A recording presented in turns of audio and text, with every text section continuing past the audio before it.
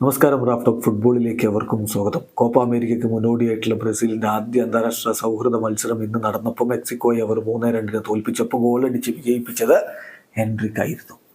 കളിയുടെ അവസാനത്തിലാണ് പിന്നീട് ക്രോസിൽ നിന്ന് എൻട്രിക്കിൻ്റെ വിജയ ഗോൾ വരുന്നത്. തീർച്ചയായിട്ടും ബ്രസീലിന് ഏറെ പ്രതീക്ഷ വെക്കാവുന്ന താരം തന്നെയാണ് എൻട്രിക്ക്. ഈ കളിയിലെ ഒരു പ്ലെയർ റേറ്റിംഗിലേക്കാണ് നമ്മൾ പോകുന്നത്. ബ്രസീൽ താരങ്ങളുടെ പ്രകടനം വിലയിരുത്തി ബ്രസീലിയൻ മാധ്യമം ഗ്ലോബോ നൽകിയ റേറ്റിങ്ങും ഒപ്പം അവിടുത്തെ പബ്ലിക് റിയാക്ട് ചെയ്തത് എങ്ങനെയാണ്, അവരുടെ ഒരു റേറ്റിംഗ് എന്താണ്, ഇത് രണ്ടും നമ്മൾ ഒരുമിച്ച് പരിശോധിക്കുകയാണ്. ബ്രസീലിയൻ പബ്ലിക് ഗ്ലോബോയിൽ ഈ താരങ്ങൾക്ക് കൊടുത്തിട്ടുള്ള റേറ്റിംഗ്. ഏതായാലും നമ്മൾ ആദ്യം ഗോൾ കീപ്പർ ആലിസൺ ബെക്കർ, അദ്ദേഹമായിരുന്നു ക്യാപ്റ്റൻ. അദ്ദേഹം ക്യാപ്റ്റൻ്റെ റോളിലാണ് കളിച്ചത്. പക്ഷേ ചില മിസ്റ്റേക്കുകൾ അദ്ദേഹത്തിൻ്റെ ഭാഗത്ത് വന്നു.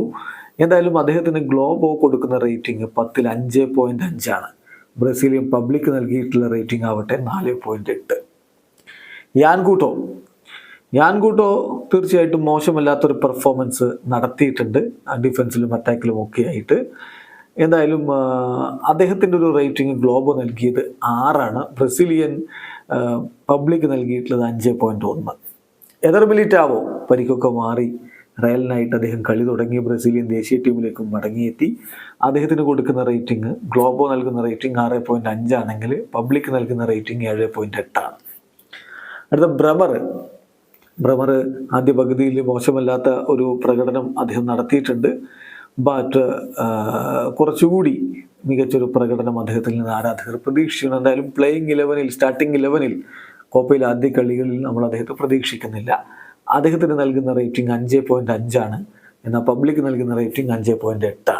ഗുയർമെ അരാനയുടെ ഒരു പ്രകടനത്തിന് ഗ്ലോബോ നൽകുന്ന റേറ്റിംഗ് 6, പബ്ലിക് നൽകുന്ന റേറ്റിംഗ് 6.7.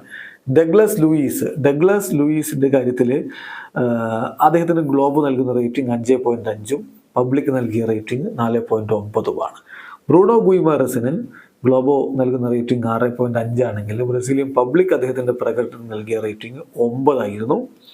ദെൻ എഡേഴ്സൺ അദ്ദേഹത്തിന് നൽകുന്ന റേറ്റിംഗ് 5.5, ഗ്ലോബോ നൽകിയ റേറ്റിംഗ്, എന്നാൽ പബ്ലിക് നൽകിയ റേറ്റിംഗ് 6. ജാവോ ഗോമസിന് പ്രാക്ടിക്കലി അദ്ദേഹം കളിയുടെ അവസാന ഘട്ടത്തിലാണ് വന്നത്. എന്നാൽ പോലും അദ്ദേഹത്തിന് ഗ്ലോബോ നൽകുന്ന റേറ്റിംഗ് 6, പബ്ലിക്കിൻ്റെ റേറ്റിംഗ് 4.5. ആൻഡ്രിയസ് പെരീര ബ്രസീലിനായിട്ട് ഗോൾ അടിക്കുകയൊക്കെ ചെയ്തു. തൻ്റെ ബ്രസീലിയൻ കരിയറിലെ ആദ്യ ഗോൾ അദ്ദേഹം നേടുന്നു. അദ്ദേഹത്തിന് ഗ്ലോബോ നൽകുന്ന റേറ്റിംഗ് 7.5, അതുപോലെ പബ്ലിക് നൽകുന്ന റേറ്റിംഗ് 7.1. ലൂക്കാസ് പക്വേറ്റ് അദ്ദേഹം സബ്സ്റ്റിറ്റ്യൂട്ട് റോളിൽ വന്നിട്ടുള്ള ആളാണ്. റേറ്റിംഗ് 4.5, പബ്ലിക്കും ഗ്ലോബോയും നൽകുന്നത് ഒരേ റേറ്റിംഗ് ആണ്.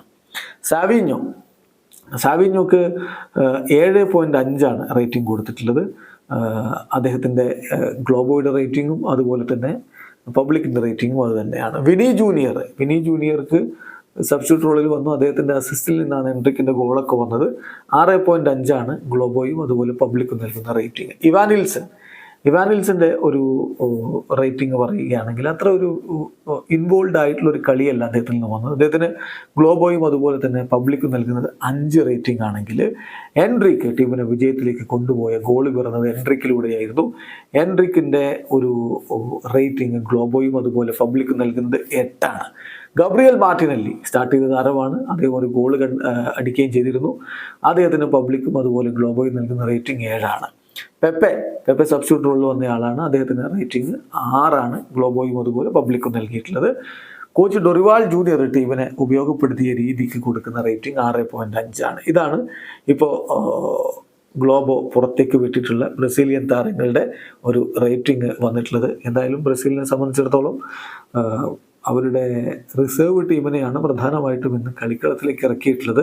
USA-ക്കെതിരെ പ്രധാന ടീമിനെ തന്നെ ഇറക്കുമെന്നാണ് ലഭ്യമാകുന്ന വിവരം. വീഡിയോ അവസാനിക്കുന്ന ഫുട്ബോൾ ലോകത്തെ കൂടുതൽ വിശേഷങ്ങളുമായി റാഫ്റ്റോക്സ് എത്താം.